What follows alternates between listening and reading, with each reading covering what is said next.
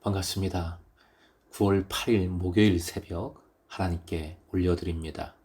함께 세상의 유혹 시험이 찬양 부르십니다.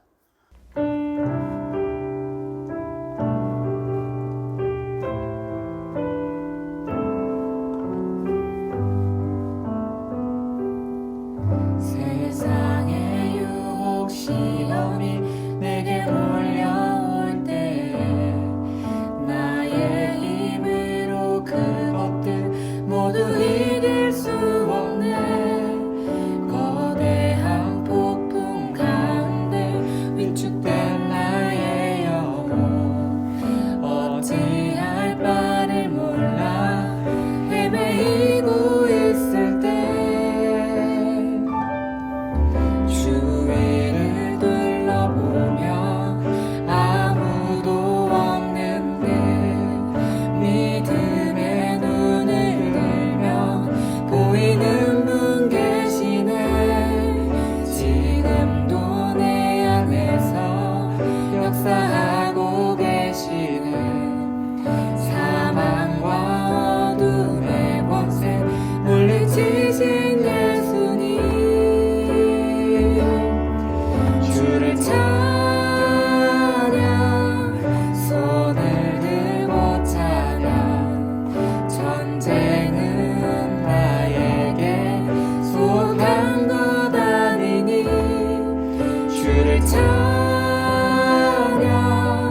손을 들고 찬양. 전쟁은 하나님께 속한 것이니. 오늘 허락하신 하나님 말씀 마태복음 4장 1절에서 7절까지입니다. 태풍 피해의 복구를 위해 기도해 주시기 바랍니다.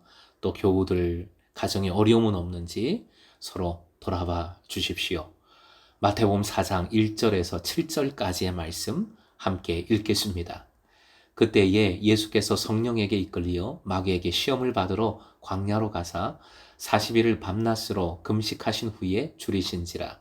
시험하는 자가 예수께 나와서 이르되 내가 만일 하나님의 아들이거든 명하여 이 돌들로 떡덩이가 되게 하라. 예수께서 대답하여 이르시되 기록되었으되 사람이 떡으로만 살 것이 아니요 하나님의 입으로부터 나오는 모든 말씀으로 살 것이라 하였느니라 하시니, 이에 마귀가 예수를 거룩한 성으로 데려다가 성전 꼭대기에 세우고 이르되 내가 만일 하나님의 아들이거든 뛰어내리라. 기록되었으되 그가 너를 위하여 그의 사자들을 명하시리니 그들이 손으로 너를 받들어 발이 돌에 부딪히지 않게 하리로다 하였느니라. 예수께서 이르시되 또 기록되었으되 주 너의 하나님을 시험하지 말라 하였느니라 하시니. 오늘의 기도 제목, 말씀 순종의 삶으로 말씀의 능력을 덧입게 하소서. 말씀 순종의 삶으로 말씀의 능력을 덧입게 하소서. 성령에게 이끌리어 예수께서 요한에게 세례를 받으신 후에 하늘로부터 주님께 임한 성령께서 이번엔 예수님을 이끌고 광야로 가서 마귀의 시험을 받게 하십니다. 먼저 첫 번째 유혹, 마귀의 첫 번째 유혹의 말을 화면 보시고 함께 읽겠습니다. 내가 만일 하나님의 아들이거든 이 돌들로 떡덩이가 되게 하라. 지금 예수님은 40일 밤낮으로 금식하셨습니다. 만일 너가 진실로 하나님의 아들이라면 굶주릴 필요가 있는가? 하나님의 아들이 어찌 무능한 보통 사람들처럼 그렇게 굶주리는가? 하나님의 아들로서 가지고 있는 능력으로 굶주림의 문제를 해결하라는 유혹입니다. 예수님 시대나 복음서가 기록될 당시의 팔레스틴은 로마의 식민지로서 경제적으로 매우 궁핍한 처지에 있었습니다. 그러므로 이 유혹은 인간의 경제적인 욕구를 채워줌으로써 사람들로부터 하나님의 아들에 합당한 영광을 취하라는 것입니다. 사람들이 원하는 경제적인 문제 해결에 모든 것이 달려있다라는 유혹이기도 합니다. 예수님은 물질이 아니라 훨씬 더 본질적인 문제를 해결하도록 보내심을 받으셨지요. 경제 문제 해결보다 더 본질적인 것 무엇일까요? 화면 보시고 함께 읽겠습니다. 사람이 떡으로만 살 것이 아니요 하나님의 입으로부터 나오는 모든 말씀으로 살 것이라. 모든 말씀으로 산다는 것은 순종을 의미합니다. 가장 본질적인 것, 하나님의 말씀에 순종하는 삶입니다. 5절, 두 번째 유혹은 훨씬 더 교묘합니다. 거룩한 성이라는 표현은 유대인들이 예루살렘을 일컫는 말입니다. 그 성전 꼭대기에서 하나님의 아들이여든 뛰어내리라. 하나님의 아들이여든 뛰어내리라 유혹합니다. 특히 마귀는 하나님의 말씀까지도 인용합니다. 시편 91편 11절 12절을 인용하는데요. 하나님의 말씀을 인용하고 또 시험의 장소로 하나님께 가장 가까운 곳으로 믿어졌던 예루살렘 성전의 꼭대기를 사용하고 있습니다. 이게 무서운 것이지요. 말씀도 교회도 그 어떤 것도 유혹과 죄악의 도구가 될 수 있는 겁니다. 두 번째 유혹은 한마디로 이런 것이지요. 당신이 하나님의 아들로 하나님의 나라를 이 세상에 이루기 위해서 왔다면 예루살렘 시민들이 다 볼 수 있는 이 성전의 꼭대기에서 능력을 발휘해서 하나님의 아들임을 만천하에 보여주라. 그러면 당신의 뜻을 이루는데 훨씬 좋지 않겠는가? 떨어질 때 또 받아주신다고 성경에 약속하고 있지 않은가?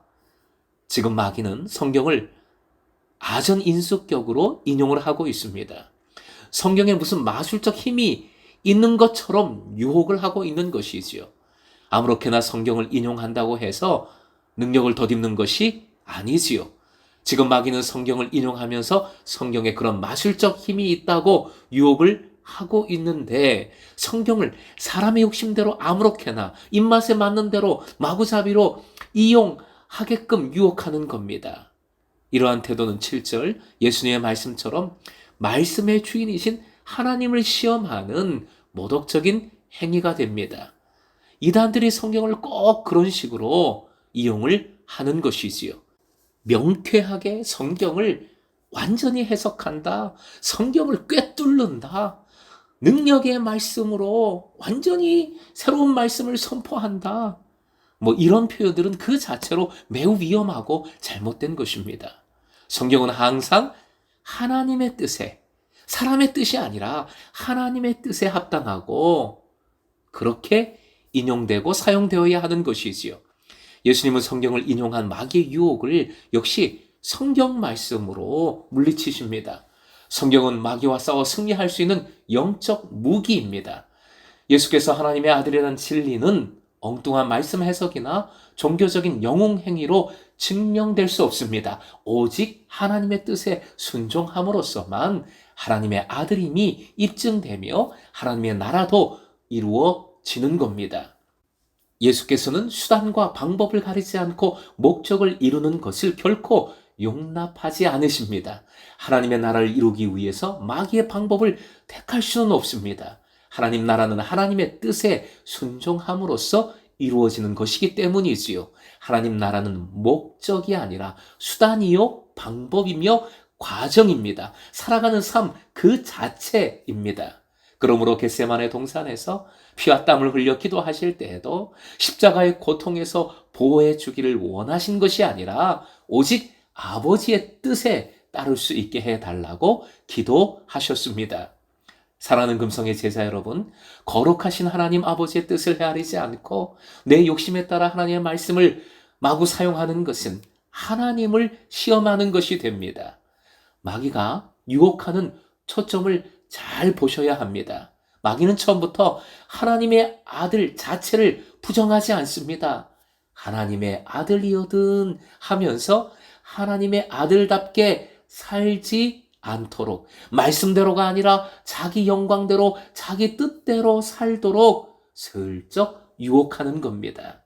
그래서 깨어 오직 말씀으로 살아야 합니다. 순종의 삶으로 말씀의 능력을 덧입어야 합니다. 순종의 삶으로 예수께서 구주이심을 계속 선포해야 하는 겁니다. 말씀 순종의 삶이 곧 하나님 자녀의 정체성인 것을 기억해야 하겠습니다. 오늘도 순종의 삶으로 말씀의 능력을 덧입어 시험을 이길 뿐만 아니라 유혹을 이겨낼 뿐만 아니라 하나님 나라의 풍성함을 누리는 금성의 제사 되시길 주님의 이름으로 축원드립니다.